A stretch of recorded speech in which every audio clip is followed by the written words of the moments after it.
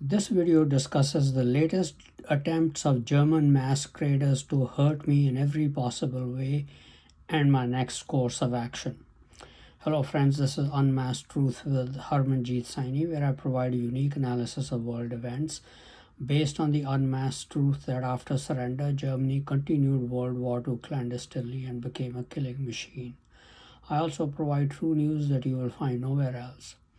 In a three-part series of videos from November 28, 2022 to December 3, 2022, I discussed how my life was thrown into turmoil because my local church pastor of German ancestry emailed me objecting to my claim on my religion website www.churchofgodmessage.com in the section about Harmanjit Saini that describes me personally as owner of the website and that I have been appointed to the office of a prophet.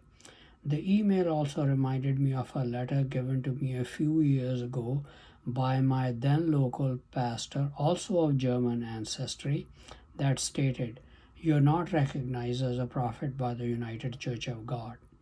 I answered the objections mentioned in the email in the three-part series of videos, providing a record of events that happened in my life, such as how I came into the public eye globally, how I have been discriminated against in employment and from making a decent living by destroying my businesses to prevent me from marrying a white woman. Then I described my history in God's church, including the past 21 years as a member of the United Church of God. Then I described the recent developments in United Church of God, in which I exposed the top leaders as murderers. The email also objected to my statements in the videos describing the top leaders as murderers. I was also asked not to attend church services at United Church of God. Therefore, I had to remove any references to the United Church of God in my website. Our belief in God's church is that to receive salvation from God, we have to be a member of God's church and attend church services regularly. This is based on Jesus' statement in John 15 verses 1 to 8. I am the true vine and my Father is the husbandman or vine dresser. Every branch in me that does not bear fruit he takes away, and every branch that bears fruit he prunes that it may bear more fruit. You are already clean because of the word that I have spoken to you. Abide in me and I in you. As the branch cannot bear fruit of itself unless it abides in the vine, neither can you unless you abide in me. I am the vine, you are the branches. He who abides in me and I in him bears much fruit, for without me you can do nothing. If anyone does not abide in me, he is cast out as a branch and is withered, and they gather them and throw them into the fire, and they are burned. If you abide in me and my words abide in you, I will ask what you desire. You will ask what you desire, and it shall be done for you. By this my Father is glorified, that you bear much fruit, so you will be my disciples. For this reason, I wanted to remain a member of United Church of God and be able to attend weekly church services. Therefore, I deleted my 3 videos from my YouTube and Facebook channels and also made changes to my website, removing any references to being a member of United Church of God until I am reinstated. I emailed my local pastor that I had made the necessary changes and offered my explanations for the questions he asked, and that I had deleted the 3 videos in which I had made the statements that the current leadership are murderers. I received a more shocking email in reply. He did not accept my explanations and deletion of the videos as sufficient and disfellowshipped me, which means he barred me from attending church services again and not have any contact with members until whatever I've stated in my uh, website is changed. In his second email, he again objected to my references to the Germans having told the world that I had been appointed to the office of a prophet, and proofs I had given as my weekly messages being broadcast by God's angels, and Queen Elizabeth II corroborating a message delivered to me by God's angel that I was of Jewish ancestry by revealing to her that I was also a descendant of King David. He wanted me to remove all those things from my website, in effect, refuting the claim that I had been appointed to the office of a prophet. I believe I have provided irrefutable proofs that I have been appointed to the office of a prophet. That means I have been charged with a commission by God which I have to perform for the sake of my own personal salvation. Therefore, I am simply not going to comply with what I have been asked by the United Church of God leadership and my local church pastor to do. My very salvation and eternal life is at stake. On my religion website, www.churchofgodmessage.com, I've acknowledged two churches as God's churches, United Church of God and Church of God, a worldwide association. After I was disfellowshipped by my local pastor and United Church of God, in consultation with his superior, I made contact with the local church pastor in Church of God, a worldwide association, whom I had also met in the past. He too is of German ancestry. I have received a response from him also that I will not be allowed to attend church services with the Church of God, a worldwide association, and that he agrees with the decision of the United Church of God local pastor. Therefore, I can no longer attend church services with the true Church of God.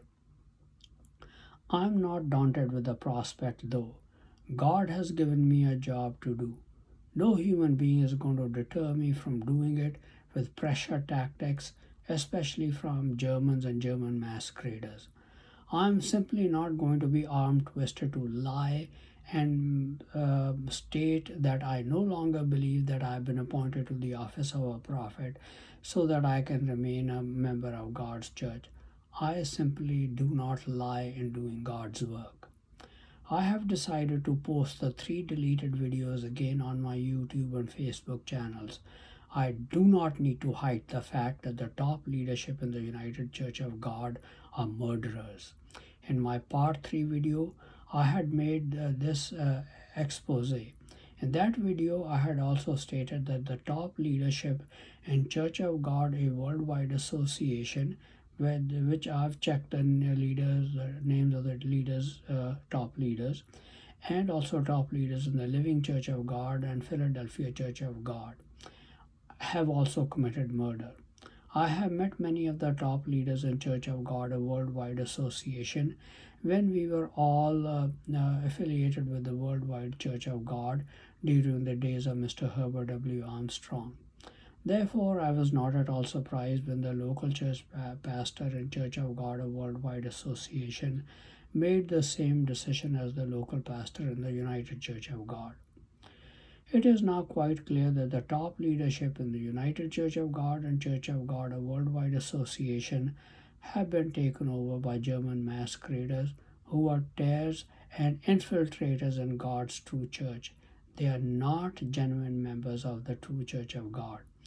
But I still call them call both churches the true Church of God because they have a governance structure in which the doctrines and fundamental beliefs of the church cannot be changed because at least 1/3, if not nearly 1/2, of the elders in the church are genuine members. To change doctrines or fundamental beliefs, a supermajority of 75% of elders is required. That's why they will remain the true churches of God, because genuine ministers could be as high as half of all the ministers. But as my case demonstrates, some local pastors can do damage to individual members.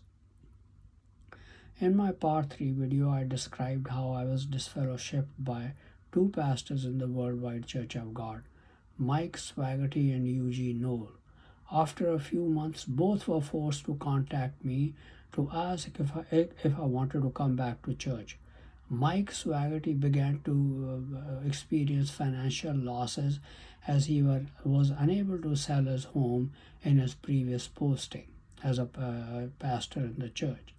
He knew the reason was that he had wrongly disfellowshipped me to drive me away from God's true church. Eugene Knoll was forced to contact me again because he began to experience excruciating pain in his leg. Perhaps God will choose to intervene in His own way to force the United Church of God to contact me to reverse their wrong decision. I will continue to pray to God Almighty for His intervention. Now, Germans have pursued a strategy of isolated me in their scientifically proven belief that persons who lack social networks and cannot interact with people on a regular basis don't live long. So, beside making attempts on my life, they are pursuing this strategy as well to so that I die as quickly as possible. With threats, they have forced my family members to not communicate or interact with me. With threats, they do not permit my neighbors to interact with me unless they can use them to make attempts on my life. As a result, I am forced to shun such people if I detect such tendencies in them. The only social interaction I had in my life was weekly church services. German masqueraders and infiltrators in church were already being forced to make attempts on my life with threats, so that I had stopped attending weekly Sabbath services on a regular basis. Now, with pressure and arm twisting through my local pastor, they tried to stop me from doing God's work, knowing fully well our beliefs that I will lose my salvation if I do not fulfill my commission with my whole heart. Since I have not succumbed to their pressure, now they have totally isolated me from the only real human contact I had on a weekly basis during church services by disfellowshipping me from the United Church of God and then not permitting me to attend church services with Church of God, a worldwide association. My goal is to keep plugging away at the commission God has charged me with.